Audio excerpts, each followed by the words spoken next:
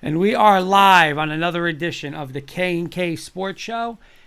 NFL draft is over. NBA, NHL, which I'm a little fired up about this year. And of course, MLB. So let's get right to the panelists. Mr. Rosen, how are you? Good evening, gentlemen. Looking forward to an action-packed show. Hope everyone's doing well. Mr. Siciliano, how are you, my friend? Good. Hope everybody's doing well. And Thank you. Mr. Kirkpatrick. Doing well like everyone else. Got a fun packed show for you. You know, we had the draft last week, so let's get it going. All right. You got the floor, Mr. Kirkpatrick, whatever you want to start with.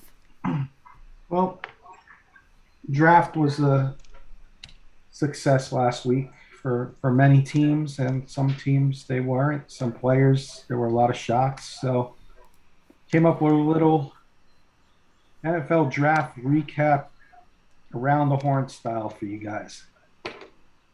And I'm going to keep score just like around the horn. I got a few questions, topics, and we'll discuss them. We'll do this for about 15 minutes, and then we'll get into some NBA. And then our good friend Ryan Scoop's coming on to talk baseball.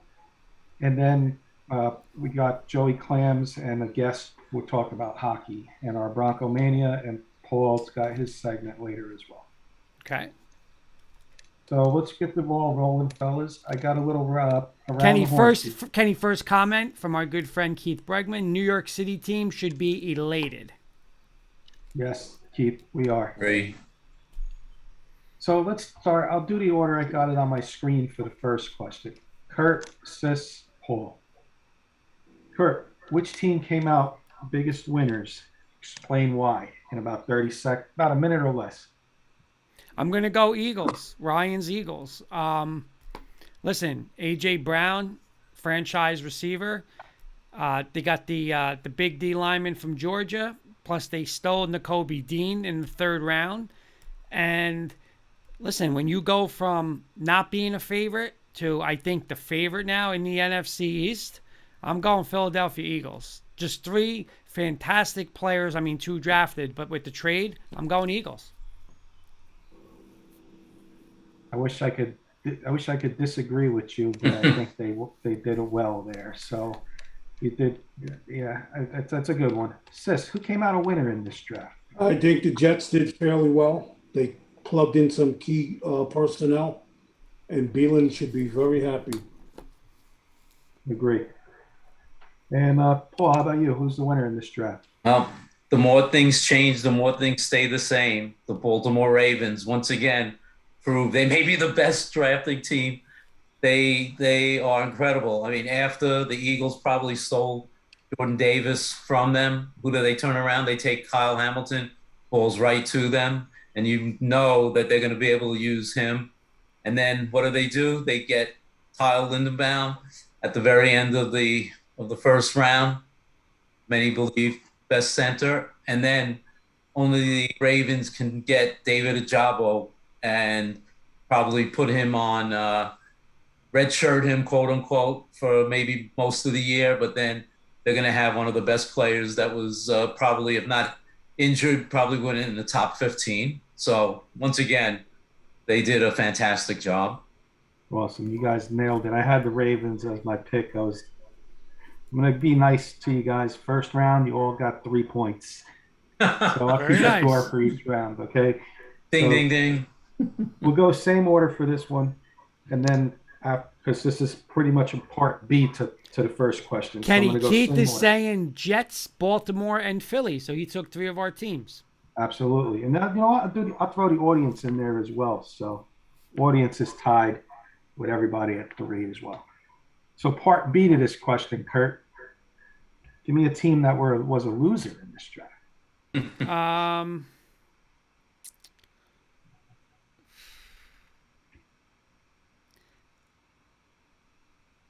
You know what? It's crazy to say, but I'm going to say New England. You know, I know they reached for the O lineman early. They took our guy Matt Staffriero, our good friend, his boy Zappia, which was listen. Is Mac Jones in trouble? Keith is saying Patriots along with me, but I'm going to go Patriots. Like I don't know. What did they really get a weapon? You know, did they get a weapon for Mac Jones? I don't know. I'm going to go New England. Sis, how about you? Yeah, I'm gonna agree with Kurt. I think New England. Yeah, I mean, Bailey Zapp definitely surprised me there, and they didn't get him a weapon like you said, Kurt. So I do like that pick, guys, with New England. Paul, how about you? Yeah, I'm going to sweep the board. To say it was a strange pick with the first rounder was an understatement. I will say this. They did take a Baylor wide receiver that I think was the fastest Yeah. Yes, they did, Paul. They did. in the combine. But again, he wasn't rated that highly. And one guy that I was watching the free agent that they signed in, and actually, Kenny, you may know this guy, the kid that played quarterback at the U. They signed him as a free agent, and I can see this kid being turned into the next version of Julius Edelman, King. Nice. So, in any event, So anyway, okay, so after part B to the first question, I got you guys at 5 because I was looking for one of you guys to come up with a different team. And that team, in my opinion, it's just my opinion, Jaguars blew it in this draft. I was going to say that, Trayvon Kenny. Walker is not going to win games. Trevor Lawrence is. And you don't draft Evan Neal or Ike Ekwonu at number 1, you're a loser in this draft, in my opinion. Biggest loser, because I think they reached for Trayvon Walker, but to not protect your franchise quarterback, mind-boggling. So let me ask you this, Kenny. If they didn't take the offensive lineman, do you still think rather than taking Hutchinson and taking Trayvon Walker, that made it a bad draft for them? Me, in my opinion, I think they needed to go offense.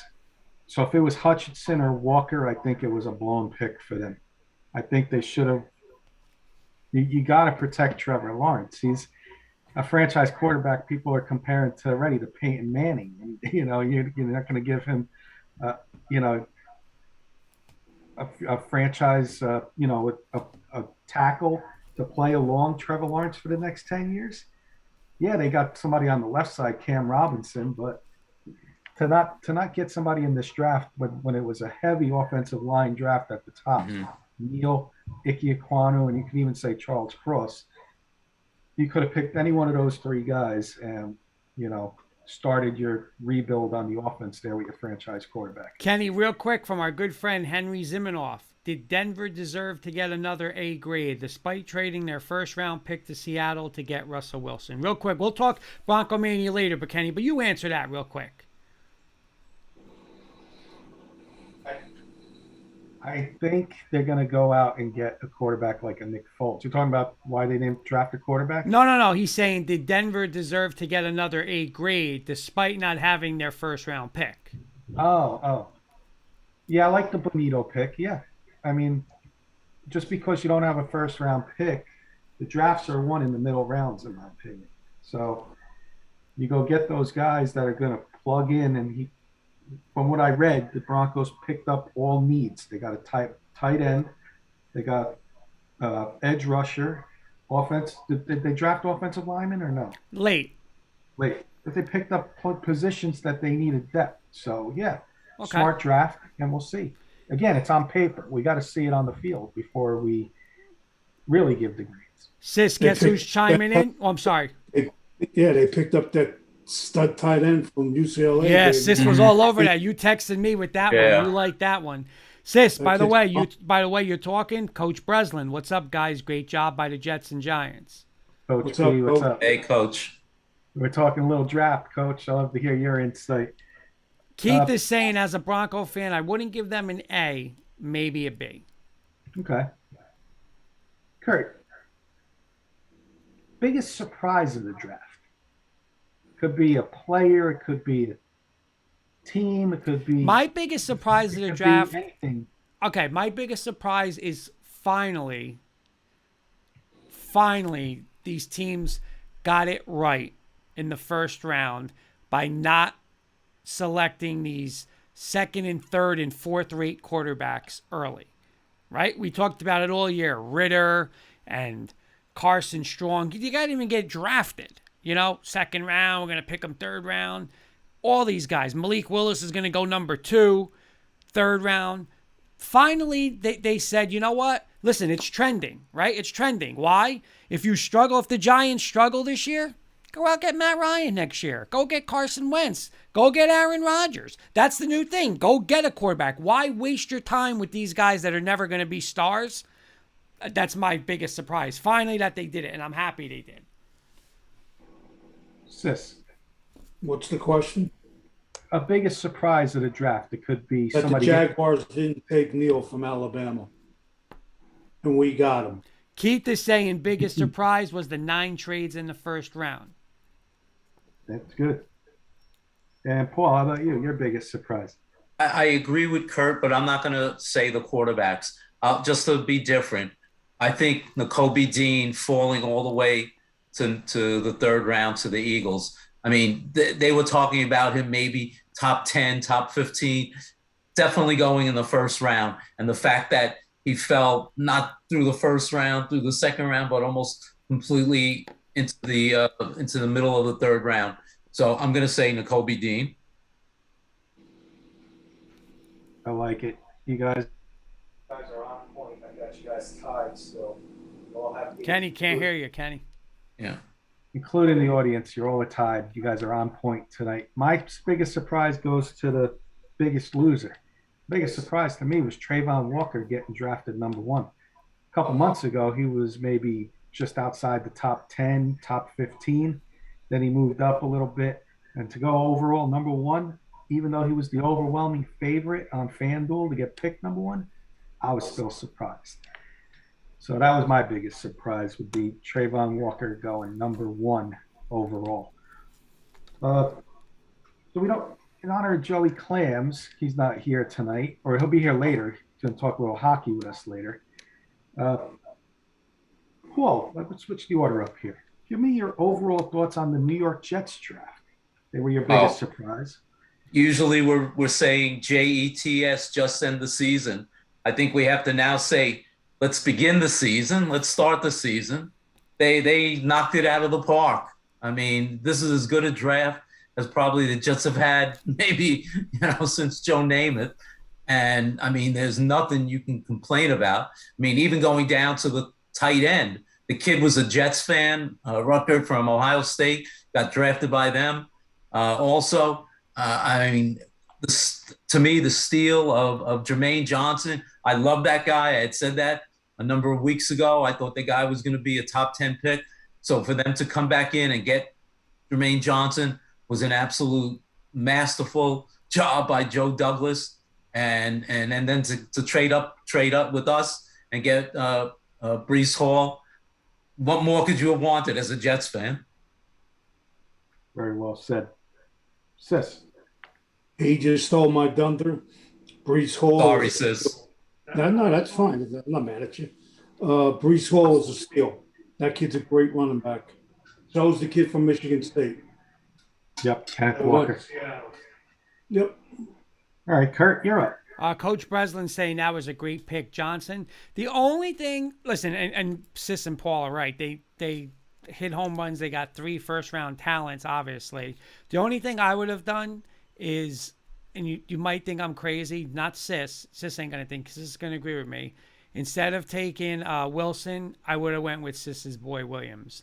I know they have to wait a little bit, whatever, but, I mean, this kid he's going to be Tyreek Hill, maybe even better, because he's probably a better receiver than Tyreek Hill. So if I would have went with him at 10, I think he's going to be the best receiver in this draft. And again, I know the injury scares, but you look down the line, he's already doing drills and he's doing everything. But that's the only thing I would have done. I would have took him at 10. Kurt, it's funny that you said that, because as we're watching the draft, I'm saying, watch the Jets wind up taking Williams. Yeah. And it would not have surprised me in the least. But yeah, I agree with you. Sis, what do you think about that? The Jets took the kid Wilson from Ohio State, but you think they should have took your boy from Alabama? think you nailed it. I think they were a little hesitant because of the knee injury. And it's the same thing with Mechie. I mean, after we took the kid from Kentucky, Mechie went off the board to, Yeah, I Mechie believe, went high, right? Second round. I think he Right went, after, right after the Giants. what happened? I said right after the Giants took Robinson, Yeah, I think Seattle grabbed Mechie. I said to Paul, Texas. Texas, I said to Paul in the conversation, I mean, I'm a Bama fan, obviously, but I would have grabbed Mechie. That's me. Yeah. I Can got I? a couple more questions, Kurt. I'm sorry, Kenny. Oh, Can I just ask a quick question to you guys? yep. Detroit jumped up from 32 to jump ahead of the Eagles for Williams. Do you think they knew the Eagles would take Williams? Was the rumor, and they jumped up there to try and beat the Eagles to get him? It's a great point. I It's a think great they moved up because that was their number one receiver on the board, and it just happened to be in front of the Eagles, and they knew the Eagles were probably the next legit team. They knew they had to jump the Eagles because there was a good chance the Eagles would take them. So yes, Yeah, yeah. and it's funny though, they moved up 20 spots to get him. Hey, It Kenny, was while you're almost- talking about Detroit, Carson just sent in a little text saying, "Have a great show, guys." What's up, Thanks, Carson? Carson. You too, Carson. Check Carson Everyone. out on his stream tonight. Ticket Time YT. Yeah, it was. Some- It was almost calmer when the Lions did that because knowing the Eagles would want Williams, almost like reverse of last year when they stole Devontae Smith from us. yeah. Oh, calmer. Kurt, I got a couple more. You guys are neck and neck. I don't know where you guys have not given. I'm being very nice, I guess, to Kurt, but he's nailing it. You know, so you guys are all tied right now. So I got two. I got a couple more questions. I got one more good one and then a couple quick hitter type. This one's fun, Kurt. Okay. Post draft, who is your choice to have the number one 2023 draft pick?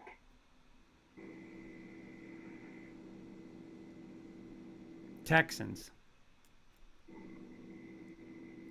Sis, What team you mean? what team do you think will have the overall number one pick next year?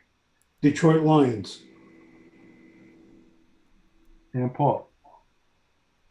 Say the Jaguars. Who did I have written down? I had the Falcons. Marcus Mariota. They didn't do much over there. I'm gonna go Falcons. That's a good choice. Sis, who do you think will become the best offensive player in this draft? Who will end up being the best offensive player in this draft? Mr. Neal from Alabama. I would love that. Music to my ears. Paul. No, they usually give it to a running back or a quarterback, but we'll leave the quarterbacks aside.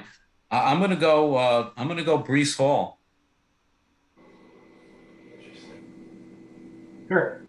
I'm going Sis's boy, not Neil, but Williams, man. I mean, again, I think he was a more, they compare him to Tyreek Hill, but I think he's a better receiver than Tyreek Hill. He's more polished than Tyreek Hill. He's played in, pro offenses with Alabama. So I'm going Williams. All right, so now that you guys know, you guys are all tied, but I'm going to guarantee the tiebreaker question right here.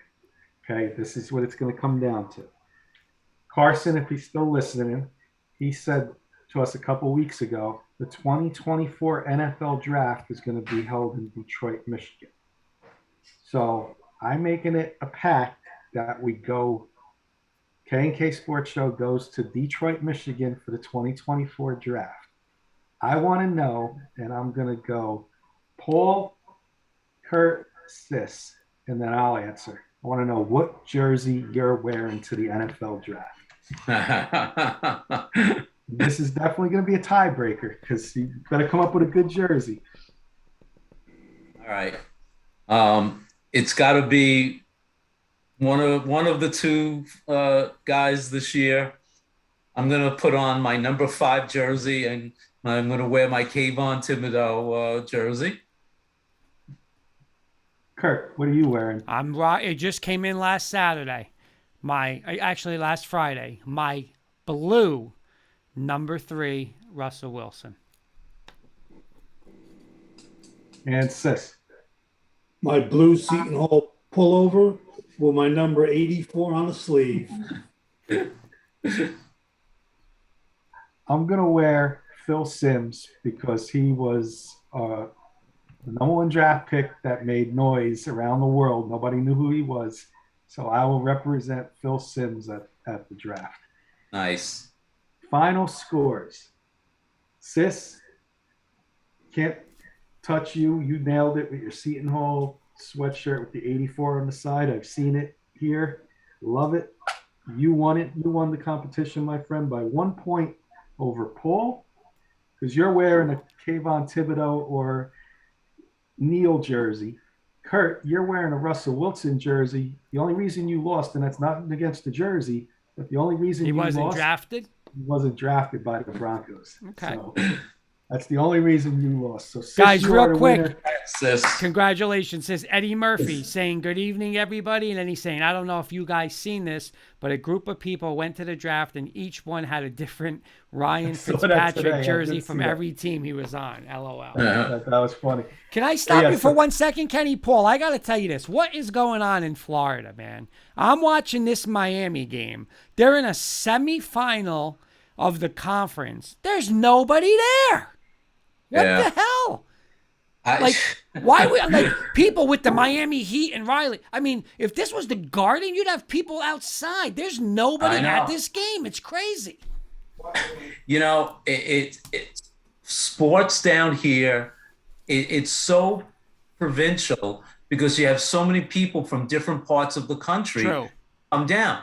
Tampa doesn't. The Rays have been a good team. You know, the only team that draws, the Tampa Bay Lightning. And I mean, we could talk a little bit about that when talk about hockey in a little bit. That's the only team that draws around here. That's a crazy statement. That really is. I mean, I would never think that, Paul. You know? Yeah. I would never think that Tampa, the Lightning, or your. I'm telling you, Ken, you can turn this game on. There's so many empty seats.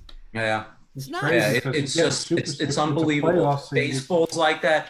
I mean, even when we went to the Dolphin game, the only reason it wasn't even sold out. The only reason there were so many people there was because it was Giant fans. You have so many New Yorkers down there, other people that traveled down to Florida in December from the Northeast. That's the only reason that the place was probably half full. Eddie's saying Garden's packed even if they have the worst record in the league. It's true though. It's Yeah. you ain't getting you ain't seeing seats like this. All right, Kenny, I just wanted But to get yeah, that once in. again, Sis, congratulations on winning the first annual. Our inaugural. What's the price for that? I'll buy you some. We'll buy you the headphones that Kurt wants us to get. So Let me, There let you me go. say this, let me say this to you. You guys know, especially Kurt, I am not an NBA guy. What I watched last night, this kid is 22 years old. He's Mo sick. Rant? Mo Yeah. I Rant? would love to have him on the Knicks. man. Oh, Ken. And you know what? Yo, Kenny he- wanted him. Kenny's Kenny been wanted him saying over that. He's Zion. got Kurt. I watched the whole game. He's nuts, right? He took off from midcourt in the air and he dunked. I jumped off the couch. I couldn't believe it. Yeah, he's nuts. He says he's nuts. And And did you see what he was saying? Like, he just told Steph Curry straight up, like, you Yup. can't guard me. Like, Yep. he's just Then telling. he had Thompson one-on-one. He left Thompson standing there with Yeah. his jock in. He's tough, man. And again, I'm not a basketball guy, but that kid, I love that kid. That kid's good. Yeah. all right, Kurt. Segue right into your NBA quick hitters. All right, we got about 5-6 minutes. I'm going to go Paul, Sis, Kenny. Mr. Rosen, is James Harden washed up? I'm not going to say he's washed up, but he's definitely a shell of his former self. All right, part 2 of it. He wants an extension. You giving him a 4-year, $50 million per year, $200 million max deal after this? Absolutely not. Absolutely not. Eddie's saying he's definitely washed. Sis, is he washed up, Mr. Harden? Before I answer this, I want to ask you a question. Who? Do you want the kid or you want the big boy? You want Zion or my boy on the Knicks? I Come gotta on, go you're with in the your air. boy on that, sis. I gotta go. Yeah. And I want Zion, but if you can give me that guy, that's You would nuts. take okay. I'm taking him. right. What would you take? I would take this kid. We need a guard. He's tremendous, man. You can't stop him. No, you he's can't. not- You can't. you know. So is Harden washed though? I don't think he's washed up without the big guy and Big difference. That's really hurting him. Again, he's a little bit older now, so obviously a little. He lost a little something. I'll agree with you. And what's the second part of this question? Would you give him because he's going to want a 4-year? He has one No. more year, 4 years. He wants 200. It's going to be about No. 200 for 4 No. years. He's well past his prime. But you know what? If I'm not going to sit here and lie to you, if they gave it to him the way these money things are getting out of hand, I wouldn't be surprised at all. Mm-hmm. So, Mr. Kirkpatrick, is he washed? I don't want to say washed, but it looks more and more like he definitely needs that counterpart, sidekick. He needs a part B to his A, or he's the B to the A, And he's making a great point here. He said he makes $40 million a year and he only shoots 13 shots in a game. What star does that? Kenny, you giving him the 4-year, $200 million? No. All right, second question. Real quick, Scoop's in the waiting room. We're going to Okay. be with him in about 5 minutes. Okay. Second question, Mr. This is for Sis, but I'm going to start with Paul.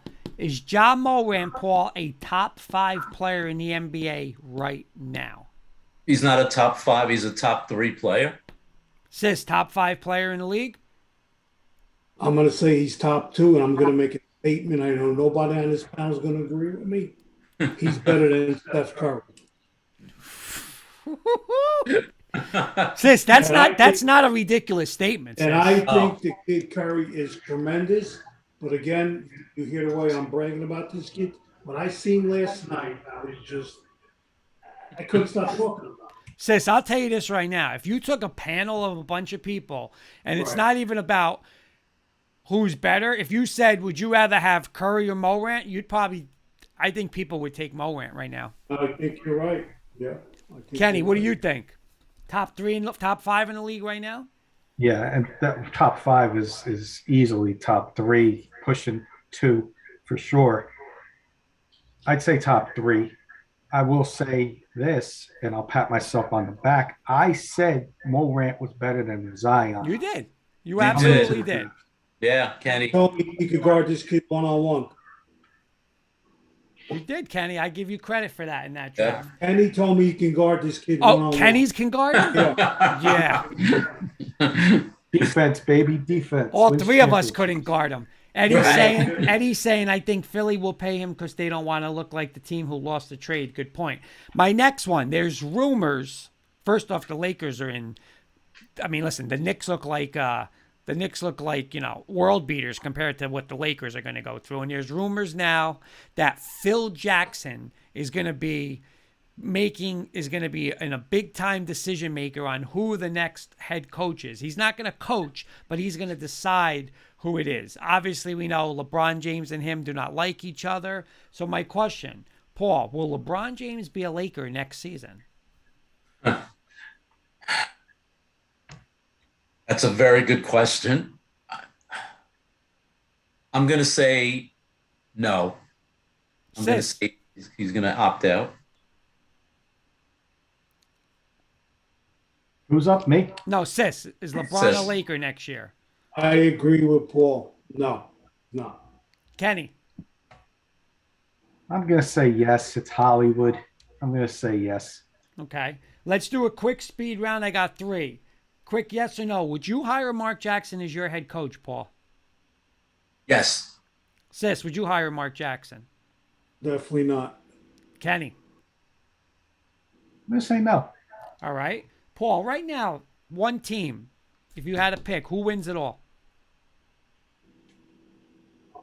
Well, I'll tell you, my final is going to be Warriors and the Bucks. I'm going to pick the Warriors. Sis? I'm not impressed with the Warriors. I'm going to say the Bucks win it all. Eddie saying the Suns. Kenny? Going Celtics. They took it to Milwaukee yesterday. Okay. Especially without Middleton. And here's my last one. Yesterday, Brooks from Memphis took out Peyton, whatever he is, the third or fourth, and Right. totally deliberate, dirty shot. Big elbow injury. He's probably done for the year. He's definitely going to be done for this series. Am I crazy, Paul? Agree or disagree, especially come playoff time? If he's out for the year and that's a dirty play and it's a flagrant foul, Brooks should be done until Peyton plays again. Agree or disagree? Yeah, I agree. I mean, he should probably get at least a long suspension. So, yeah, I agree. Sis, you agree or disagree? You nailed it. That's a no-brainer. Yeah. Mr. Kirkpatrick. Agree 100%. I got nothing else to add to that, but that's a good point. Yeah, I mean, it's ridiculous where, Dylan Brooks can knock this guy out. He's out and you're getting a 1-game suspension. When he comes back, you come back. That's what they should start doing. Then they won't be doing those cheap shots. They won't. And if he doesn't come back in the playoffs and they lose, then you're done for the playoffs. You're done. You're done. Yeah. You're done too. You're done. Exactly. Yeah. I like it. And then your bench guys got it. See how fast these guys' behavior gets better. Yep. They don't discipline these guys the right way. No, That's the problem. absolutely. It's professional sports. Yep. Anything else, Kurt, for NBA? No, NBA's good. Some good games on tonight. But sis, I'll tell you this: Saturday at 3:30 before the Derby, I'm watching Game 3 of that game, Memphis Golden State. Man, Yeah, I'm pumped up for that. That Morant versus Clay and Steph. It's crazy. I'm going to bring in our boy, Kurt. I'll let you introduce. This is our third week bringing in Scoop, but I'll let you introduce him again as you do each week. Okay. Going to talk a little baseball with Ryan as soon as he joins in. All right. Here he is, Ryan Scoop Woodhams. What's going on, Ryan? How are you? How are you doing? Good to see you guys. You too, Hey, Ryan. Let me be the first to congratulate you. I saw your post there on graduating.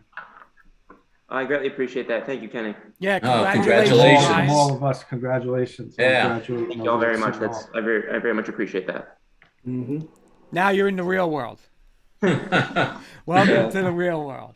So, you know what, Kurt? Let's since we did NFL draft, we didn't do baseball yet. Okay. Let's get Ryan's thoughts on his Eagles All right. draft and trade, and then Get to you know, baseball. let us know what you thought and your overall what you think of your Eagles now after the draft. I had gone over with multiple people before the draft what my best case scenario was for the Eagles during the draft, and Howie Roseman went about 10 times above that. I was very surprised that they were able to get AJ Brown for the price they did. Jordan Davis kind of was torn between him and Kyle Hamilton there, but if they think that Fletcher Cox doesn't project well going forward, then I can see that move making sense. But I just keep going back to what everyone's talking about. And again, obviously as an Alabama fan, I'm not a huge fan of Georgia, but just to look at what they were able to get with Nakobe Dean at 83rd overall, even if he's got, some sort of bang up from this past season, I was just ecstatic that they were able to get him there. I wanted him in the second round. The fact that he was available in the third round shocked me. But something that I think is getting a little bit undersold, I was very surprised that Carson Strong fell out of the draft entirely. And the fact that Philadelphia was able to get him, they paid him an obscene amount of money compared to what undrafted free agents normally get. But because I think it's obscene that he went undrafted. So I was very excited about that. Even if he's, a third string quarterback that's going to come in and compete with, I think EJ Perry actually just left. If he's going to come in and slide it as a third string developmental quarterback, I mean, you can do in 2 years. You can, if he's coming along, but you like what you still have with Hurts, you can trade him, and there's always going to be a market for a quarterback. I personally think, Kurt, I Ryan, was you gonna guys say, are the Kurt, NFC. okay. I think, Kenny, tell me I'm wrong. I think they're the NFC's favorites. I really do. I texted Ryan that. Yeah, I wanted to ask Ryan a question because Jalen Hurts, Yes. are you a fan? Do you believe in him? Or are you you're the favorites in the East, but are you worried about your quarterback situation? Yeah, you're reading my mind, Kenny. I mean, Great question. I'm not sure those questions are mutually exclusive. I mean, I am a fan of Jalen Hurts, but I also do want to see him improve from an arm talent perspective, and I do want to see him be able to open up the game downfield a little bit more. So I do really like him, and I do think he's got the ability to win to put the team in position to win games. But I still would like to see that progress from him this year before I basically agree with what the Eagles are doing. I think that he should get this year, as the undisputed guy. But I do agree with them putting themselves in position to be stocked up to go get somebody in a much better, is what's perceived at least as a much better draft class next year, Bryce Young, if this does not work out for him this coming year and he doesn't take the strides that I'm hoping he will. Hey, Brian, I know when you were on last week, you had mentioned you were interested in Jameson Williams. Were you shocked that the Lions jumped over you guys to take him right before the Eagles had an opportunity? I wasn't shocked. Because I don't know.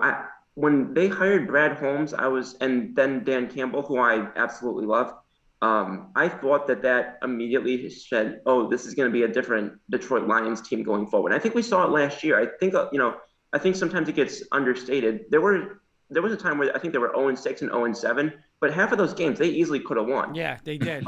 Yeah. So 66-yard field goals. Right. So I thought that that team started to turn a corner last year, and so I wasn't surprised that they went up and got a great pick there. I was surprised that Aiden Hutchinson was on the board for them at number 2, but Jacksonville's draft was one of the ones I really didn't understand very much. But I think from a lot of standpoints, I think Detroit's putting themselves in a good position going forward. And I look forward to seeing them hopefully make some progress this year. Kurt, I want to ask you, Ryan, an Eagle question. Yeah, I want to ask him, where did you think Hutchinson was going? I thought he was going first overall to Jacksonville. Really? Okay. Yeah, I didn't see, after they made the moves that they made with their offensive line pre-draft, I no longer saw, because at one point I thought they would go Evan Neal, but then he started to slide in, perception or whatever you want to call it. But I agreed with, because you said last week you thought they would go offense, I believe. And I agreed with that at one point, but then it seemed as time was going on that was going to be a defensive pick. But to go Trayvon Walker over Aiden Hutchinson really surprised me. I thought they were going to take Neal, to be honest with you. Ryan? Kurt. Go ahead, Kurt. I watched a lot of draft shows prior to the draft, and one of the kids that they were always talking about was the center that you guys drafted, Cam Jurgens. Yeah. Literally rose up and I think became the second-rated center behind Lindenbaum. Yeah. That was the kid that I hope the Giants would try somehow. So I thought that was a great pick by you guys. And I know maybe Kelsey, this will be his last year, and then they'll slide right in. See, this is the thing. And I wish that this was more understood among, like, whatever you want to call it, like the general Eagles fan base or whatever you want to say. Never question, or at least never doubt too significantly when Howie Roseman picks an offensive lineman or a defensive lineman, because that is, if whatever you want to say about his history drafting receivers, the Philly has always been solid in the trenches. So, the fact that people were looking at this and saying, oh, why'd they draft, this guy in the second round? We wanted Nakobe Dean. I think that the GM deserves a little more credit than he gets sometimes. I mean, last year they were like, oh, why is he drafting Landon Dickerson? And then we saw what happened throughout the season. So I think that was a solid pick. You know, and you know, did I want Nagobi Dean at that pick? Yes, but you know, You got him anyway. Things fell the way that they did. Kenny, one more thing. I got one more question. Eagles. Coach Breslin has a question for him. He's saying, Eagle question: do the Giants trade for Brown if the Lions never jumped in front of them and they could have drafted Williams from Alabama? And I guess my question for you: what would you have wanted if the Lions don't jump in front? If Williams is on the board, do you take Williams or do you still make that trade for Brown? What would you have done? I'm still making the trade for Brown personally, because I think that you got to give Hurts every opportunity to succeed. And I think giving him someone who's already a top 10 wide receiver in the NFL, in my opinion, who's only 24 years old, I think that is again, and I'm someone who, we know this, I was a fan of Jameson Williams, but that was because I didn't even see the AJ Brown thing as a possibility. So when that became a possibility, I mean, I was watching the draft with my friends and I couldn't speak for the next 30 minutes with how much I was yelling. I think that was definitely, I think that being on the table as an option, I would have still taken that over Jameson Williams. Although I maintain that I was a Williams fan, and I think that was a great pick by Detroit. All right, Ken, you want to roll him into get a little anything Yankee talk and maybe a little Major League Baseball talk. I got our Yankees are red hot, 11 in a row. They're on right now again, trying to win their 12th in a row, Ryan. And I want to just talk about their win streak. What's been some of the keys to their win streak? And, you know, do you think this is just, you know, a hot team right now and then they're going to fall back to earth a little bit? Or is this a team that a lot of fans in Major League Baseball overlooked a little bit here?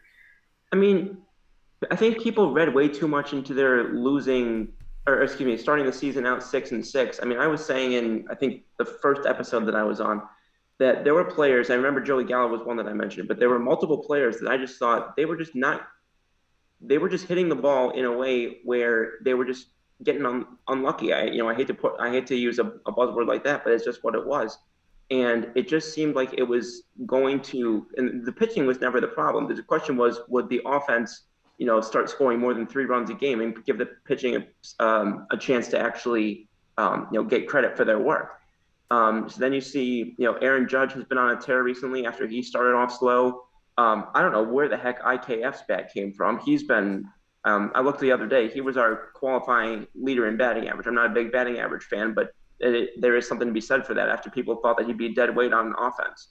So I don't know where that came from, but I'm not going to, you know, complain about it. Anthony Rizzo, I mean, he's looked like it's only 1 month in, but he's looked like an early MVP candidate.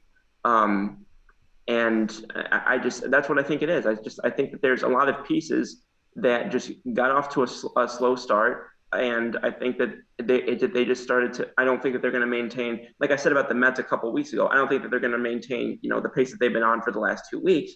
But yeah, I think this is more of the team that I've been expecting this year, and that I think that they're going to get, because, you know, just because they don't have 9 guys who can hit the ball 500 feet from 1 to 9, that doesn't necessarily mean, like they had last year, or like people thought they had last year at least. Well, Ryan, here's my only concern, and I heard this on the K show the other day. Go ahead, Kirk. And guy made a great point. Look how they are playing, like you're saying, IKF, right? They're making contact. They're stealing bases. They're pinch running. They took out Stanton, pinch running, stealing, getting a run. And and I think me and Sis talked about this last year. I think it was last year or 2 years ago when they had all those injuries and they brought all the younger guys up. And that's what they did. And then what did they do though? Go right back to it's a home run or strikeout. They got to keep the pitching, like you're saying, you don't have to win 9-8. Win 3-1, win 2-1. There's nothing wrong with that. But not only do you not have to, but the way that they've seemingly deadened the ball this year, you're just not going to do that in some of the bigger ballparks. Now, again, I think Yankee Stadium gets a little overstated in terms of how much people think it's a Little League ballpark. I think that's a little bit misconstrued. Just based on the fact that they're in return or in respect of park factors, they're pretty much usually pretty close to the middle.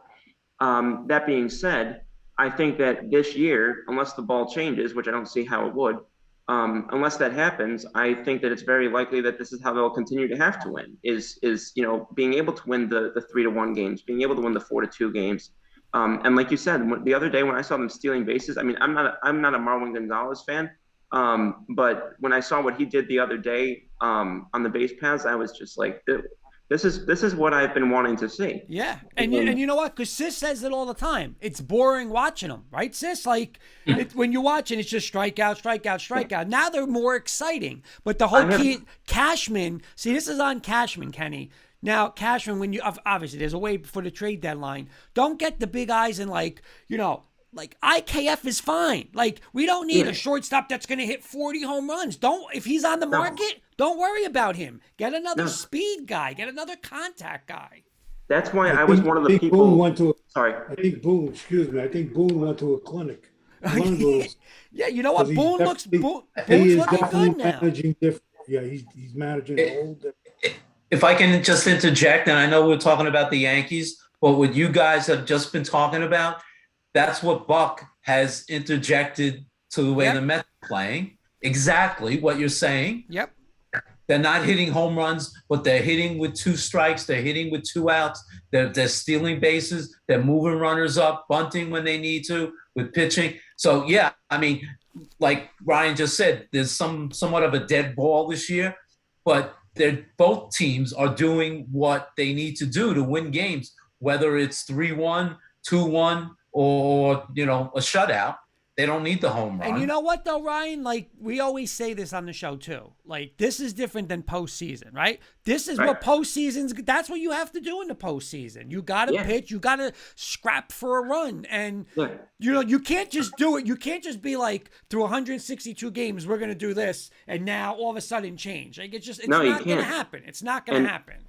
And to go back to what Paul was saying, I just don't see how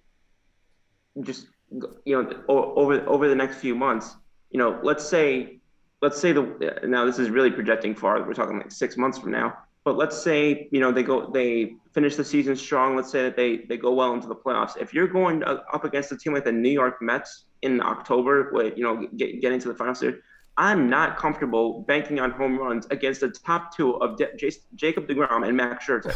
Right. And that's only one example. There are plenty of other teams that have good top 2s, not necessarily as good as them. But when you're consistently having to, during the regular season, you may go through an entire series and never face a top 2 pitcher in someone's rotation. Yep. Meanwhile, if in order to advance in the postseason, you have to face the top 2 pitchers in their rotation, or at least the top 1. If you're talking about the wild card game. Paul, cover your ears, Paul. Eddie Murphy's saying the Mets will choke by then. The Mets will choke. Oh my gosh. Eddie Murphy and I have been going at it, but hey, listen, like everybody has, everyone's entitled to their opinion. Hey, real quick, I'm going to do this rapid fire round. Question from Eddie. I'm going to start with Kenny. I'm going to go Kenny. I'm going to leave Paul out of this because he's the Met fan. I'm going to go Kenny, Ryan, and Sis. Eddie's saying the Yankees may have to upgrade at catcher if Higgy doesn't start to hit. He's batting like 133 right now. Kenny, agree or disagree with Eddie? I disagree. It's still early in the season, and our offense is doing enough where you don't need that offense for 9 innings from your catcher. You can pinch hit Higgy 7th inning if you need the guy off the bench, which I was going to bring up in a question that I like what the Yankees are doing, is each day a guy has off. It's keeping the guys fresh. Stanton may be off one day. Judge may be off the next day. DJ was off yesterday. He's got that extra guy on the bench, extra 2 guys on the bench that you can mix and match. And I don't know. I think we'll be okay with the catchers. I don't think we need to upgrade just yet. That's just my opinion. I'll go to Sis and I'll go to Ryan last. Sis, what do you think? Higgy, can you keep him and win as a catcher, or do you need someone that's going to hit more? They strictly got him to catch. I don't really think they're worried about him batting 250 or hire, and I think he's doing a great job. He's doing what they picked him to do. That's my opinion. Ryan, your thoughts on that? So going back to what Kenny said, I agree with him, but for a different reason than he stated. He said he doesn't think that they need, this stuff because it's early in the season and yada yada yada. And I'm not saying that I disagree with him there, but I feel like we're forgetting Jose Trevino has played multiple games and he's been fantastic on defense, and he's I'm not going to say that he's going to become Johnny Bench or anything, but I think that they have someone there who can more than be the quote unquote upgrade to Higashioka if they need one. And also that trade that they made with Minnesota, which I think is looking better and better by the week. They got a catcher in that trade, Ben Rortvedt, who we haven't even gotten to see yet because he was hurt. So I'm not saying that, I 100% believe Higashioka will figure it out, but if he doesn't, then I think that the two guys that we should go to are already in-house. I don't think that we need to look externally for that. Okay. Kenny? My closing question for Ryan this week. I got 4 teams listed. I got 2 National League teams, 2 American League teams. Yes. That are so far a disappointment over a month into the season. Phillies 11-13, 5.5 games behind the Mets. The Braves 12-15, 6 games behind the Mets. You got the White Sox in the Central, who were supposed to run away with the division, 4.5 games behind Minnesota, and the Red Sox 8 games behind the Yankees. Yes. Out of these 4 teams, who do you think has the best chance of turning it around, and who do you think will not turn it around out of these 4? So I'll start with the one that I think has the best chance to turn it around, and that's the White Sox. I just think that in terms of what you need, I think on a roster, I feel like they just have too many components to be what they've been, to be as quote unquote disappointing as they've been, for an extended portion of the season. I think that Atlanta, as much as I do like a lot of their roster, I do think that they are less quote unquote surprising that they are struggling, but also that division, I think that they're going to be beating up on each other a lot of the season. Below the Mets, I think I do still believe the Mets are going to fairly comfortably win the division. And then going to the other half of your question, which is who do I think is not going to turn around of those 4 teams? It's close for me between the Phillies and the Red Sox. The Red Sox they played beyond what anybody expected last year. And I'm not saying Cora is not a great manager. He, of course, is, as much as I hate to admit that. Cora's a great manager, and they've still got players on that team that I like, but they're just not the same team that they were 2 or 3 years ago.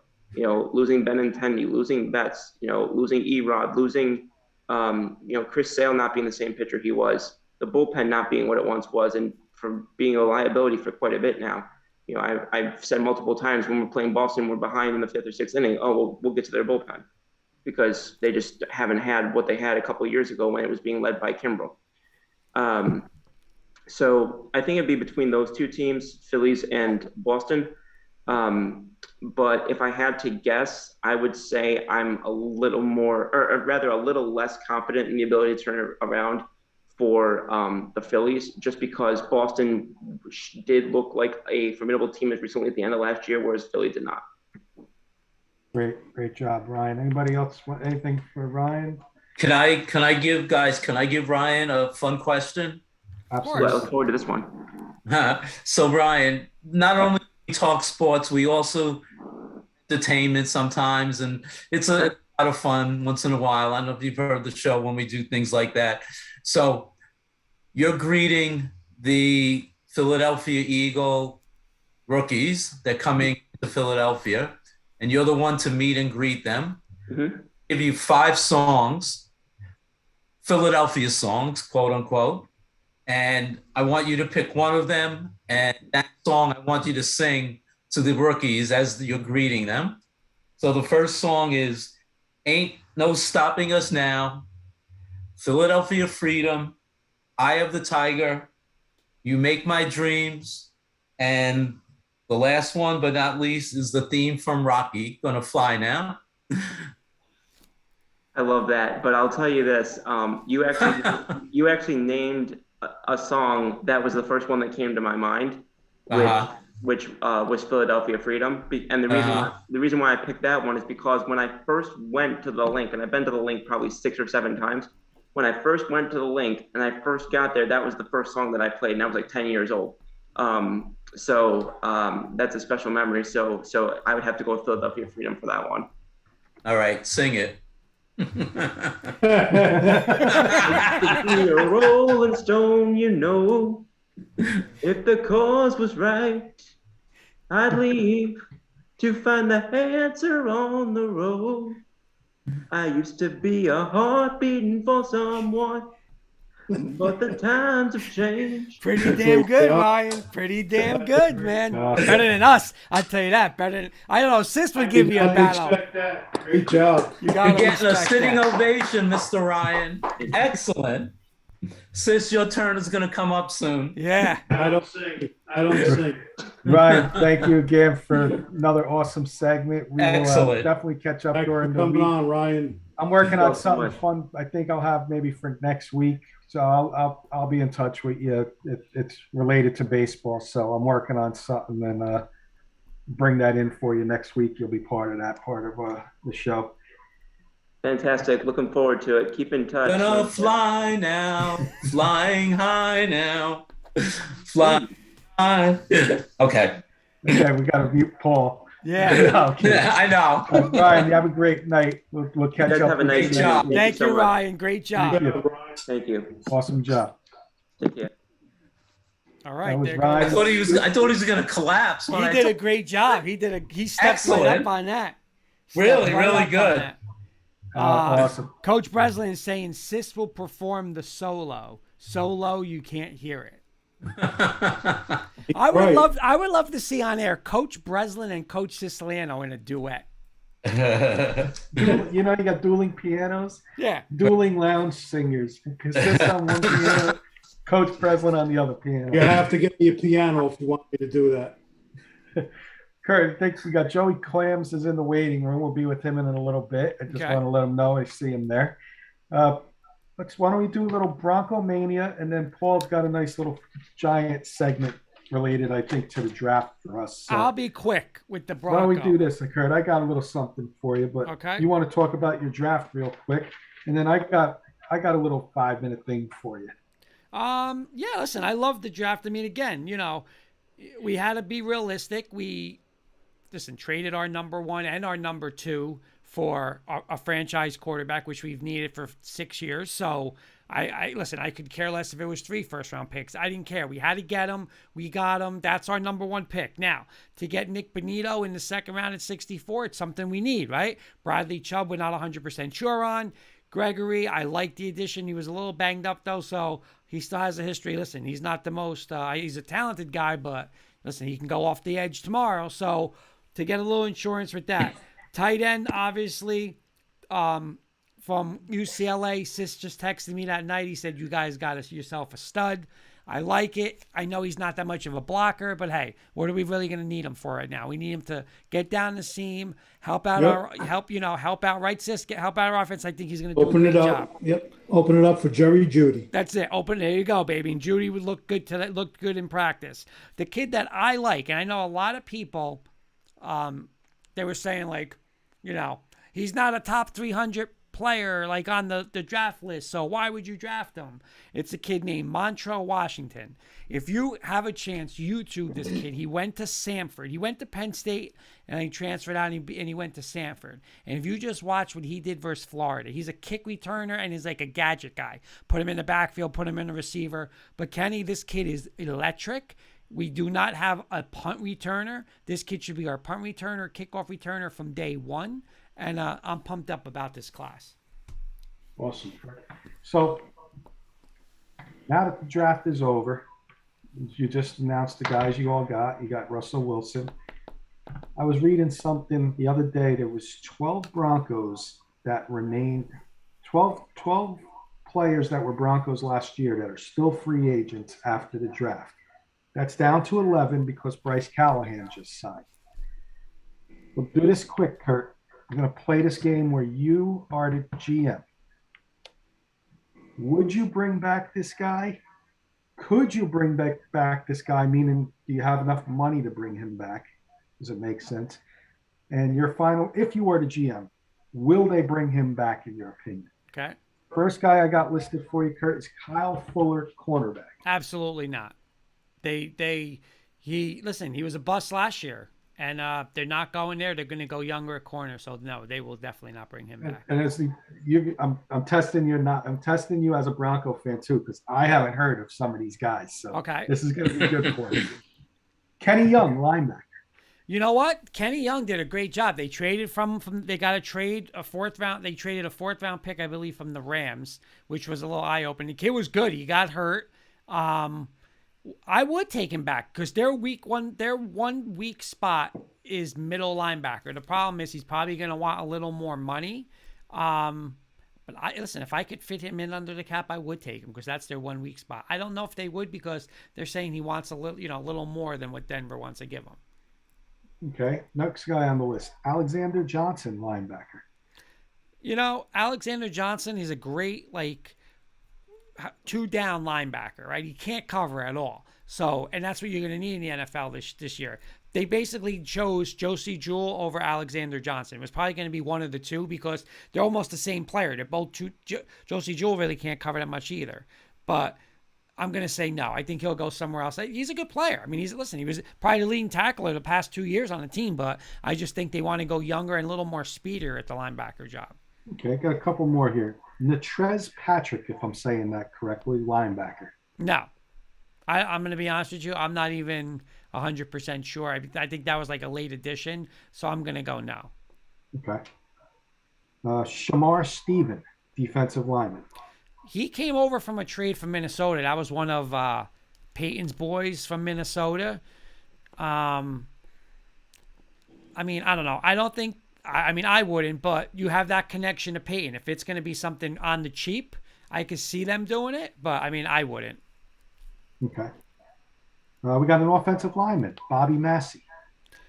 No, because Bobby Massey, they actually acquired Billy. They signed Billy Turner. He was a Bronco. He actually did a great job. He played for Green Bay last year. And they got the kid Calvin Anderson. And they signed another kid. I think his name is Comfort on the cheap. So they're really going to do it. It's going to be either Billy Turner or the kid Calvin Anderson. And so I will say no. Massey, I think Massey, again, he can go maybe to like a Green Bay, somewhere where, you could win now and, you could just fill him in for a year. Okay, a couple more for you. Cam Fleming, offensive lineman. Nope, same thing. Like, I think, they upgraded. They got, Calvin Anderson, and they got the kid Billy Turner. So I'm going to say no, he's not going to come back. Yeah, I don't want to make you sound like a broken record because I got one more offensive lineman here. Brett Jones, an old Giant. No. Okay, let's move to tight ends. Eric Saubert. They actually just signed him today. They did? Okay. They did. They picked him back up. So now their tight end room is Alberto. We got the rookie now from UCLA. And, the signing today. So I think that's where they're going to go with the tight end. And they actually picked up a kid, Tomlinson. He's from Baltimore. He's strictly like a blocker now. Okay. And my last two guys on this list, Deontay Spencer, wide receiver. No, he was our kick returner. And no, they drafted his replacement. So I'm going to say he's gone. And the last guy on here, I guess maybe he was a practice squad guy, Adrian Killens, running back. Yeah, he was actually from UCF, and he was like a speed back, like a third down. Like a little scat back. And he looked awesome in preseason last year, but he got hurt and he was out for the year. So I don't know. Maybe on the practice squad. That's another thing that the one thing Denver is missing is that like little scat back, third down pass receiving back. So I would never say never with him. I just don't know if he's going to be healthy. Maybe practice squad. Okay, so the one guy on that list, Kenny, would have been Bryce Callahan. Yeah. The one guy on your list, you'd bring back Kenny Young, right price. Yeah.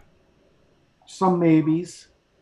and then Seibert was signed. So just a little fun little thing after the draft there for you. I wanted to see how well you knew your Broncos. Okay. I know you know your Broncos very well, so that was a little fun little thing I had for you. Like I said, Joey Clams and our hockey guest is in the waiting room. We're going to bring them in a few minutes after Paul's segment, which is going to be, I think, about the New York Giants. Mr. Rosen's, Judge Rosen's Roundtable. Thank you. Appreciate it. So I wanted to talk a little bit about the Giants draft, also about Giant fans. So give me a couple of seconds. So personally, I thought the draft went very well. But Joe Shane and Brian Dable's first draft, I loved it. Obviously, the first round was amazing. Nothing wrong with Kayvon and with Neil and with Evan Neal. What really bothered me, and Kenny and I spoke about this, is the fan reaction, the social media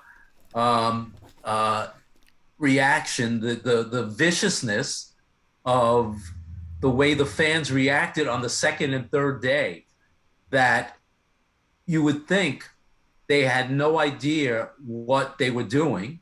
And it just really, really bothered me how after the first day they were ready to knight Joe Shane as the greatest GM. And then by the second and third day, these social media draft mock drafters who, you know, sit in probably their basements, not knowing really what the true value of some of these players are, just came out and viciously attacked the new general manager of the Giants as if he knew nothing of how to build a team. I mean, you know, I mentioned to Kenny, you go back to 1979, new GM, George Young, new coach, Ray Perkins. They draft a kid who, there was no combine, there was no ESPN, there was no coverage of the NFL draft as they are now. And they drafted kid Phil Simms. Could you imagine if there was social media back then? Who the hell is this guy? Who are they drafting? So, you know, it just really bothered me how the fans reacted. Now, I'm not saying everybody shouldn't have an opinion, but give them a chance, give them an opportunity. They know what they're doing. This isn't what the previous regime. And I'll tell you one more thing, in my opinion. Joe Payne ran this draft because, in my estimation, and not that I have any hidden inside knowledge, a guy like Kayvon, in the past, the Giants would have ran the other way from him. There's no way they would have taken a guy like this if Joe Shane was not in charge. They would have said, no, too big a personality. We don't want him here. He doesn't fit the Giant mode of who we want on the team.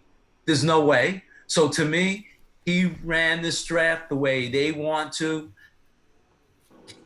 Came from a great organization and an offense with Buffalo. Mike Kafka, what team did he come with? KC. From Kansas City, okay? You mean to tell me those two guys are not going to try and build an offense similar to what they came from? So all of these social media experts, general managers, job, let them have an opportunity. If after this year or next year it doesn't work out, all right, you have an opportunity to take your shot. But to do that a day or two or not even a full day later is outrageous to me. That's all I have to say. You can agree or disagree, guys.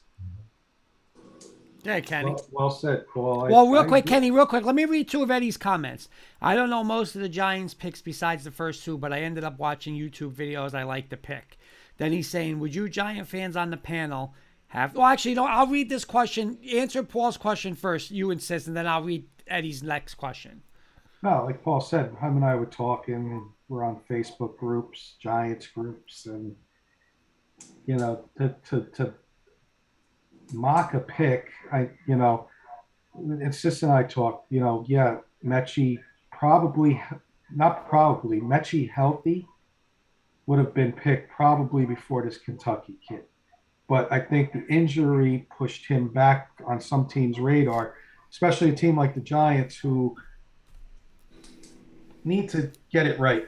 And if you get a kid like Mechie and he knows, he's coming off an injury, for some reason, if he's not right, something's going to happen. So what do? You go get a speedster in the SEC, playing elite talent, and you're going to bash some fans just don't understand the game. And let's see what we got on the field before you start judging. If they come out and can be complete busts, then you can bash Joe Shane and the Giants organization all you want. But wait until they go on the field and let's see what we got. That's all I got to say about that. Sis, will you want to add anything to what Paul said? Yeah, first of all, there's no sense of getting bent out of shape, in my opinion, because most of these kids were born in 1979 when Phil Simms was drafted. This is the kind of these people have been Giant fans for 2 to 5 years, maybe. It's just my opinion. We're old school, me and you, Paul. Yeah. It's not people of our generation that suffered through the bad times and the good times. So I wouldn't get too upset, pal. I would let that roll off my back like water rolling off the back of a duck. We'll be talking with our pads when September comes. Well, like I said, everyone's entitled to their opinion. It was just the viciousness of vitriol of how they were these Shane and Dable were attacked, which is outrageous to me. I mean, Thursday they were gods. By Saturday night, they were going to be tarred and feathered. So what's the old saying? Don't be afraid of the guy with the big mouth. Watch the guy sitting in the corner and they opening his mouth. Yeah. Kenny, all right, here's my question for the Giant panel. This is from Eddie, okay? I don't even have to ask Sis this because Sis is 1,000% going to say no. All right, but the other two, I have a question. Eddie's question is, would you Giant fans on the panel, would you rather have knowing, if you guys knew that Thibodeau would be there at 7, would you guys have taken, what's the NC State kid's name? How do you say that? Ekwonu. Would you go Ekwonu, Thibodeau, or Thibodeau, Neal, how you did it? Sis is going to go Neal, right, Sis? Because you wanted Thibodeau and Neal. Yep. Okay. Kent, now, so if you guys could, I guess the question is, who is higher on your board, Kenny? I can't say the guy's name. Ike Ekwonu was my 1A. Ekwonu or Neal? Oh. What would you do? Ekwonu was my 1B. Neal was my 1A. And Neal had the edge because, again, I didn't give this league credit enough last year because I was on that Cincinnati darling bandwagon train. And I watched what that SEC did to Cincinnati in the playoff. Oh, and see, Sis, now he finally realizes, right? And I watched what Georgia did. Wait a minute, Kurt, wait a minute. Okay, uh-oh. Ready? Yeah. This is what they did with Cincinnati. That's it. But Sis, even better, Sis, they told them, we're going to run power right. Here we come. And they still can't stop it. And here's a better one for you. Georgia, what they did to Michigan. So I'm taking Neal over Ekwonu. And to get him at 7, the reason why the Giants took Thibodeau, it was clear, and Shane said it. Ekwonu and Neal were neck and neck. So if one was gone, they were going to take the other one. And it just happened to be Neal, and I think they had Neal higher than Ekwonu. Right, but I'm saying for you, Sis would go Neal and Thibodeau. You're doing the same thing? Oh, no, I'm going Neal. I'm going Thibodeau and Neal. And the lineman the way it was taken. Okay, right. Yeah. But all right, Paul, what about you? I'm going Thibodeau and Neal. And because I think if they had taken Neal at number 5, some team would have tried to trade up with Carolina and steal Thibodeau. But once Sauce went to the Jets and Stingley went to the Texans, they knew they would then have a choice. If they took Thibodeau at 5, they would have the choice of either Cross, Neal, or Iquanu at 7. And I don't know if you saw this, but you guys, all you guys Giant fans, and Eddie's saying this, but there was something going around like social media today where Jerry Jones at the pre-draft presser had like a paper in his hand. And I saw this. And somebody must have been like, hey, who's high in your draft thing? And he goes, oh, you want to see this? You want to see this? And they were showing that they zoomed in, and it was Neal and Thibodeau were 1-2 on the Cowboys board. So I saw that, Kurt. I don't know how true it is. I mean, I think it's true. I think it's true. They said out of the top 14 players on their board, 13 out of the 14 were taken within the first, I think, 17 picks before. Well, I think they had the 24th pick, but I mean, many of them were off the board before they even had a chance. Yeah, so crazy. Paul, did you have a couple questions for us? Yeah. And then So I got let to me- get Joey Clams in about 5 minutes. We'll get him in. Okay, let me ask you guys. Would you rather have had Micah Parsons or Rashawn Slater or Kadarius Toney, Aaron Robinson, Evan Neal, and Daniel Bellinger, which is the 4 picks that consummated the trade down to the Bears, with the Bears? Any? I would say Micah Parsons, but you got Neal Robinson can be a starter this year. Tony, I still got confidence in him that he'll do something. That's 3 guys that are right there. And who's the other guy? Neal. So you got Neal and the kid, the tight end they the drafted. tight end. You're going to have 4 starters as opposed to 1. Kenny, what are you smoking?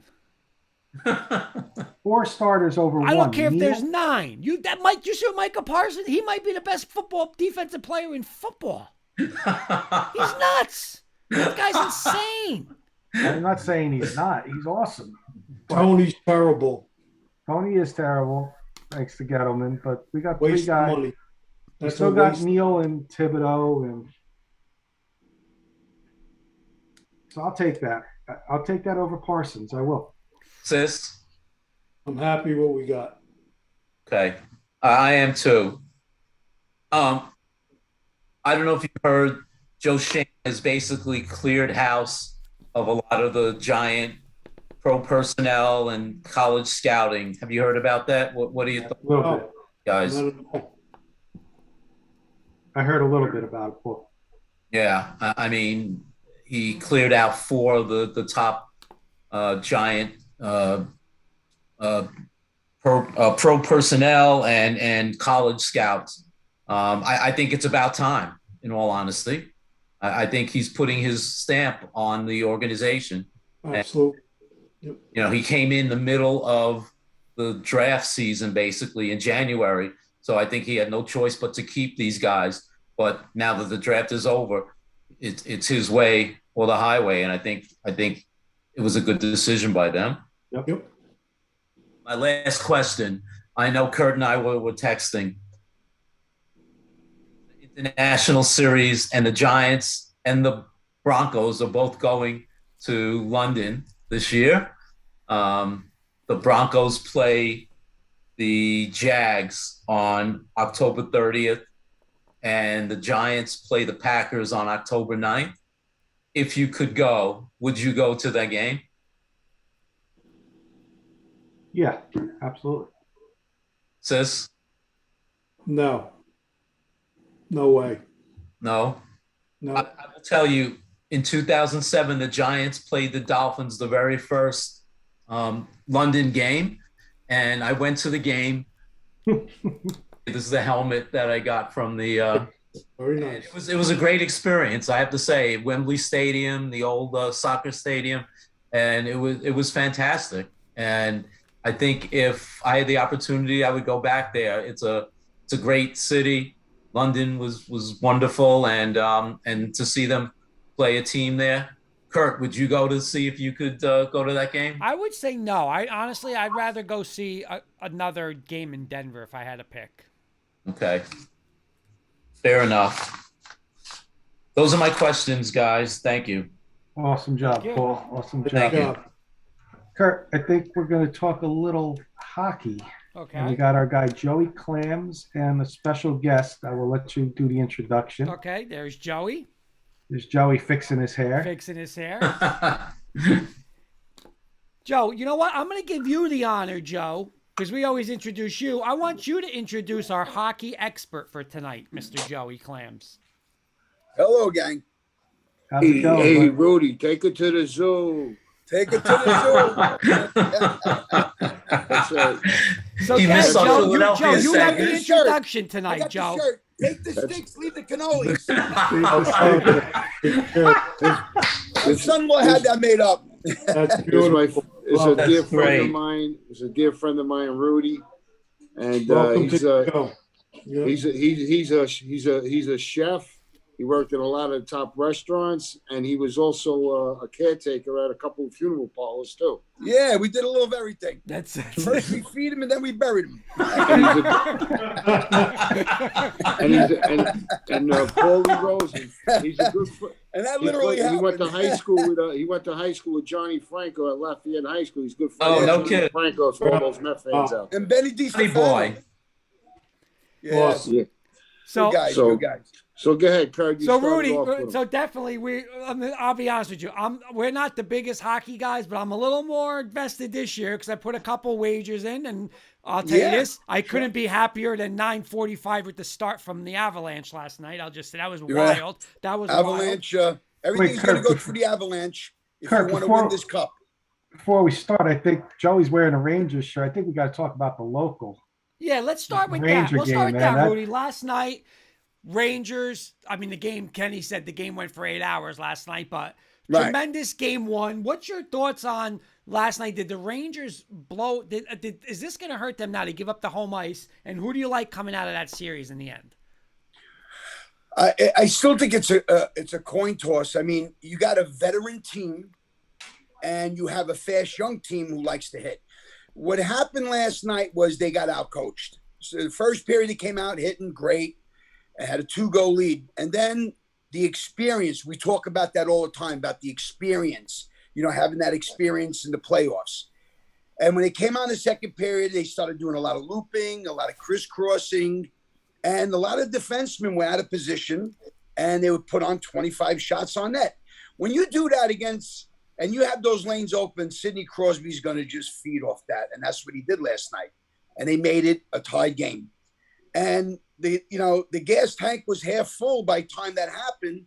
So what happened was by the third period, this was a coin toss, and it went to overtime, and the Rangers were gassed. They were pretty much gassed, and the veterans knew how to pace themselves, and they knew what to do. They were dumping the puck.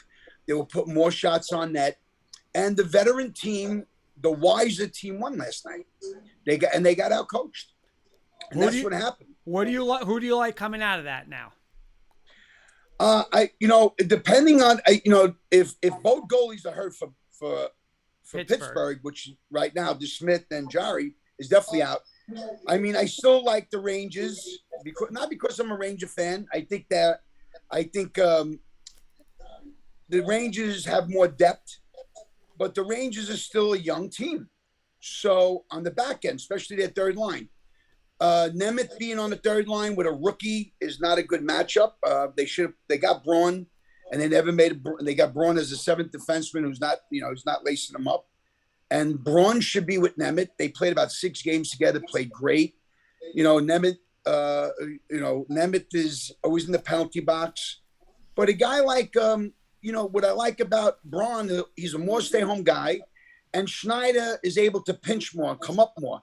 And the Rangers weren't doing that last night. They were not coming up in the rush because they were scared about Crosby and Gensel and, giving up that goal. So Rangers have to play loose tomorrow. Must be at win. game 2. Let me ask you this: must win tomorrow night. Must win. Must win. Can't Then go you go down back to 0-2. Pittsburgh. You have 2 games in Pittsburgh, and Sydney and the calls and the refs. He's the poster child. For the NHL still, and it's going to be very hard. And there's going to be at least another 2 games going to go into overtime. You know that. That's how they Where you play. watching the game tomorrow, Rudy? I'll be at MSG tomorrow with my daughter. There you go. All right, there you go. In the That's it, house. baby. Nice. I'll be in the blue section since 1978. Let's rock and roll. Nice. Wow. That's All right. it. So let's do this. Let's get to the East real quick. Carolina's up 1-0. They're up 3-1 tonight. So 3-1. it looks like it's going to be 2-0 in that series. Right. I mean, Carolina wins that. Yeah, Carolina's got that division. Well-coached team. They back check. They just do everything right. It's a total team, effort. Getting D'Angelo at the point was a big plus for, peanuts. In fact, the Rangers even paying part of that contract. Brady Shea's a veteran now. You got Just Fast. They're top to bottom. They play team hockey. I love Carolina in the Metro. Okay. They will win it. Toronto. They just Go ahead. I'm Mhm. sorry, Rudy. what happened just now. What's his face just got knocked out of the game too. Now they're on their 3rd string. Ranton just got knocked out of the game, so they're on their 3rd string right now, Carolina. So that's going to be interesting, but we'll see what happens. But I still like Carolina in the Metro, without a doubt. Staying on the Eastern side. 2-time defending champs Tampa Bay, Toronto. Toronto's up 1-0 in the series. It's 3-1 right now, so maybe it might be a 1-1. This, I guess, 2-part question. Who do you like coming out, and is Tampa Bay a legit? Do they have a legit chance to three-peat in this thing? No, I think they're a great team. Listen, they're a great team. Don't get me wrong. Well-coached team. Everybody's on Florida, but Florida's back end is very weak. Porowski isn't that good of a goalie. They don't have a great 3rd line on defense. I think Toronto, again, Giordano, they built up that back end. Can it be done? I'll be honest with you, out of the Atlantic, I like Toronto Maple Leafs. I like the Toronto Maple Leafs. I know they're losing tonight, but I think Toronto will handle the Atlantic. I think Florida is, they're a run and shoot team, but you got to have a good back end. Win championships. Hey, Rudy, this is Paul. I'm down in Florida. I've seen the Lightning play a lot over the last 7-8 years, and I have to say, this team is resilient. They come back. They remind what they remind me of, Rudy, and you made me upset when I say this. They remind me of the old Islanders. Yeah. They don't have. I mean, the Bossies and the Trottiers were stars, but so many good everyday working players, working hockey players on that team, and so I know it was a brutal game yesterday, but don't sell the Lightning short in this series. No. Listen, again, it goes back to, and it's so true. We talk about this all the time, and sometimes you forget that they're a veteran team, man. Yeah. They are. They got, as of right now, with Shesterkin will probably take the crown. But they still have the #1 goalie in the world. But yeah, the last 2 years, short seasons, they were healthy. Florida wasn't. Colorado was banged up. I mean, Kadri got suspended 6 games last year. To three-peat, with a full season now, I think it's going to take its toll on them. But I won't be surprised. Don't get me wrong. But everybody's on Florida Panthers, and I'm not. I'm not on the Panthers. I'm more of I would go more Tampa, but I think Toronto. They got strong at the back end. They got a lot of pressure on them. That's the only problem. But I think Toronto in 6 or 7, I think is my pick. But like you said, it's almost a coin flip. But gun to my head, I got to go with Toronto this year. Hey, Rudy. Hey, Yeah. Rudy, in the West, we know Colorado is. Oh wait, king real of quick, the Joe. rubber. Real quick, before we get to the West, Kenny just wanted to ask about Washington because he's from that area. He's down in Maryland, Sure. so I know Kenny wanted to Hey, ask Rudy, that, Joe. And then Ken- I'm sorry, Go Kenny ahead. here. Thanks for coming on our show tonight. Really appreciate it. I moved to Maryland about 11 years ago, so Rangers are in my blood. I'm like Kurt. Mhm. You know, hockey was our fourth sport. So he's, football, Yeah. baseball, basketball, Yeah. hockey. But I learned to start following the Capitals a little bit down here because of all my Yeah. friends down here being Capital fans, and they got a big fan base down here. Trust Ooh, me. yeah. And your thoughts on the Capitals? They pulled off the upset in Game 1. They got the great Ovechkin down here. Grade 8. Do they have a shot at beating these Panthers, or was it just a Oh, fluke? without a doubt. Without a doubt. Again, speed, size. I mean, Florida Panthers like linebackers on skates, but Florida Panthers back end is weak. Borowski ain't that good of a goalie. I don't think he's that good. I think he's fair. Their defensive, their third pairing isn't that good. And again, I sound like a broken record, but when you have Backstrom, Ovechkin, Oshie, and you get them on the power play, and they put pucks in the net. Florida is the type of team. You score 4 goals, we're going to score 5. Well, when you have a team like Washington who knows how to cut the ice, how to close the lanes off, again, you're going with a veteran team that will take that away from you. Don't think you're going to score 6 goals, 7 goals a game against the Washington Capitals. You can't get into a shootout with them. So, again, it's veteranship against size and speed. But this is, I think it's going to be, again, 6-7 game series. And if Washington wins, I'm not going to be surprised because I'm not sold on Florida Panthers. So, yeah, without a doubt. And to me, Ovechkin is, I've seen him play even when he first came. I saw him when he was at the Hershey Bears. My son played hockey down there. We were down there all the time. And, to me, Ovechkin is the top He's the 3 best greatest. sniper of all time. He's the greatest goal scorer of all time. And the guy hits. They say he doesn't play he's not a two-way player. Well, he doesn't have to. But when he has to, that's it. It's crunch time. Guy's a beast. The guy's a beast, Ovechkin. To me, he, goal scorer, he's unbelievable. And he scores, and he has a lot of assists too. He evens out. He'll have 45 goals, he'll have 40 assists. He'll have 50 goals, he'll have 45 assists, which is great balance. The guy's a beast. All right, Joey. I'm sorry. I know I cut you off. I just wanted Kenny to get that last. I know. Sorry, I know. Joe. In the West, the Colorado Avalanche is the cream of the crop. But what makes the St. Louis Blues dangerous is it the way they play playoff hockey, the way they forecheck, and the way they can win on the road, Rudy. Yes, and they got a tremendous offense. And they can score they're a type of team that can score at will. And getting Buchnevich was a big plus. I mean, he's got like 70 points. X range, of course. But the Blues, yeah. If Colorado, the Blues play, you're not just going to slap the Blues away. That ain't going to happen. But Colorado, to me, and I got to say this, gentlemen, Colorado is probably the scariest team I've ever seen. Wow. They are loaded from top to bottom. We don't talk about Raritan, and he's got like 92 points. We don't even talk about this guy. I mean, they're like you said, it's like linebackers on skates. They just come at you. It's like watching Metallica live. They just beat the shit out of you. You go to concert, you go and see Slayer. They just pound you, and their back end is stronger. They do have a better goalie, and they're just resilient. They play a complete game from the beginning to the end. They don't slack off one period. They play every period just as hard. Amazing. So everything goes through Colorado. That's my opinion. You're going to do anything, Colorado, and they're healthy. They're healthy. Do you give Padres Calgary a not suspended. shot, Rudy? What? Do you give Calgary a shot? Oh, yeah, without a doubt.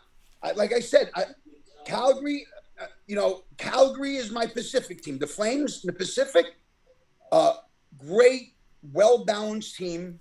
They could play a 2-1 game with you. They could play a 6-5 game with you. They got an unbelievable goaltender. They, again, 4 lines. They rotate 4 lines. They got Lucci, who bangs. They can fight. They got speed.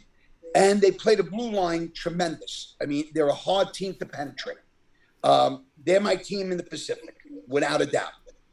Without a doubt, they're my team in the Pacific. So if you had to look right now, your Stanley Cup final, if you're going to pick, would be who? Wow. Again, I think everything goes through Colorado. I think Colorado's going to the Cup, and are they gonna play Carolina? I don't know. That's a toss up. But I would have to say Colorado is going to the Cup, and I'll be honest with you, I think Colorado. I think they're going to win the Cup. I really do. I think if they stay healthy, and if they sweep, Nashville, pick whoever you want to put. I think they're going to beat they could beat anybody. Okay. They're So your pick to win it all is Colorado. Colorado. Okay. Without a doubt. Good, because that's what my future bet is. So I hope you're absolutely correct on that. All right. Who's your dog Like I horses, said, Rudy? Who's your dog horses? Oh. You give the Leafs a shot to come out of the East? You could say the Caps, Rudy, at a big price. Come on. I'll be honest with you. Out of the East, I got to stay. I'm going to stay with. I got to stay with Carol. Like I said, I like Toronto. We're going to go. I like Toronto. I like in Atlantic. I like Toronto. The Metro. I like Carolina, and I think Carolina is the team out of these. I think so. I think Carolina is the team. All right. I think they're well coached. They have a great coach. I think he's the best coach in the NHL right now. Okay. He has them playing unbelievable team hockey. Kenny, before we wrap this up, and Rudy, thank you so much for coming on. And hopefully going forward, if you want to jump on, we'll do the next couple rounds, obviously with you and stuff like that. Yeah, without a doubt. Yeah. Real quick, Joey Clams. Kenny, he asked for 30 seconds, but we talked draft in 30 seconds or less. Joey, what'd you think of the Jets? The draft. I think the Jets did a great job, and the way they got the defensive end at the back of the first round, and we got a good running back. Hey, listen, if you don't do it now, when are you going to do it? When are you going to do it? Yeah. So it's and with the Giant picks, we had to the bull at 7-1. Kenny, right? We hit that one, and we hit Gardner on the Jets. I think he was 4-1. And Rudy, what's your 3 favorite top? Because these guys want to know about pizza places. They ask all their friends. So, they want to 3 top places in Brooklyn that you go. The 3 best. I got a sleeper here. I'll give you a really good sleeper. All right, I'm a big DeFarras. You got to go to DeFarras, East 15th and J. You got to go downtown Brooklyn, LaCali, without a doubt. And a sleeper that a lot of people don't know, and they're really good. You got to go to Luigi's in Park Slope. Luigi's is probably one of the best kept secrets since 1970s. Where are they located in Park Slope? What? Where are they located in Park Slope? I think they're like in the 600s. I don't know what street, like that, by the house, little past the hospital. All right. On 7th Avenue over there? Yeah. And here's the last question before we do final thoughts. This is the most important question of the night, and I hope both of you can answer this. I'm going to start with Joey Clams. Kenny, Sis, and Paul, get your pen ready because I got mine. Joey Clams, who am I putting on my ticket Saturday at 6:40 for this Kentucky Derby, Joey Clams? Give me something right now. The Messiah, Messier. Right now, but I'm going to get back to you, Kurt. Okay. On the bulletin board by Friday with a couple of horses, some exactas and stuff. But I'm going to go with Messier right now. All right, Rudy, anything on the Derby right now? I know it's still early. I'm not a big horse guy. Okay. I would have to talk to my friend. I got a friend that's he's a professional handicapper. This guy Kennedy. He's a really good guy. And but I got to go with Messier. Okay. All right, You know, so here's what we're going to do. You know, Since you guys are on, you can stay with us. We're going to do final thoughts. But, Kenny, we'll show them what it is, and then they can actually be part of the final thoughts, all right? So we'll start with – I'll start first. So final thoughts, we do like 30-second clips. Guys, thank you for a great show. Everybody, obviously, Sis Paul Kenny. Ryan was great. Rudy, thank you so much. Again, looking forward to doing some more hockey with you. Joey man, you guys are Clams. great. Joey Clams, you're obviously your fixture. But, hey, NBA playoffs, NFL draft is over. NHL playoffs, but I'm still friggin' fired up, Joey Clams, because I got my orange and I got my blue number 3 Russell Wilson jersey, baby. Let's go. Kenny, final thoughts. Final thoughts. Thank you, Rudy, for coming on. Pleasure. Great meeting you, man. I love that ceiling fan. That's great. You have to call next time you come on, you give us the story. I got the lung press back there. I got my little shrine there. I like it. Nice. Nice little cave, nice little shrine. Yeah. I like it. The last one moved out. I finally got a room. There you go. No, good show, guys. And I left myself one room short. Good show, lots of fun. Derby Saturday, enjoy it. I got a sleeper pick for you, and I got it written down. Win, place, and show bet. Gonna get you back. Gonna be double-digit odds. Okay. I'm the long shot guy. You know that. You are. Mr. Sis, final thoughts. Joey Clams and Rudy, I could see from here. What's up, guy? That's Luca Brasi, Rudy. That's Luca Brasi. In a good way. He named those 3 pizza joints in Brooklyn, and forget it. But anyway, thanks for coming on tonight. We enjoyed having you. Next one will guest take him on, and whoever Kenny bets in Derby, Kurt. At the other horse. Stay away. Stay away. Mush. Hey, He's the Maryland mush. All right, Paul, final thoughts. Oh, actually, you know what, Paul? I'm going to go with you last, Paul. Okay. Joey Clams, final thoughts. Hey, listen, the NJAC conference tournament for baseball and softball is being hosted at Keene University. There's some good softball and some really good baseball, and I want to give a shout out to a kid who made the all-conference team. I coached him from when he was 7 to 12 years old. Anthony Garino out of Montclair State. He's the catcher. He has they only ran on him 9 times, and he threw out 6 out of 9. They call him the sheriff. Not on my watch, not in my town. Anthony Carino is the law. You don't run on him. Good job, Anthony Carino, catcher from Montclair State. Congratulations. Let's go, Keene University. Coach Margie and the Cougars. Let's go. Awesome. Very good. All right, Rudy, final thoughts.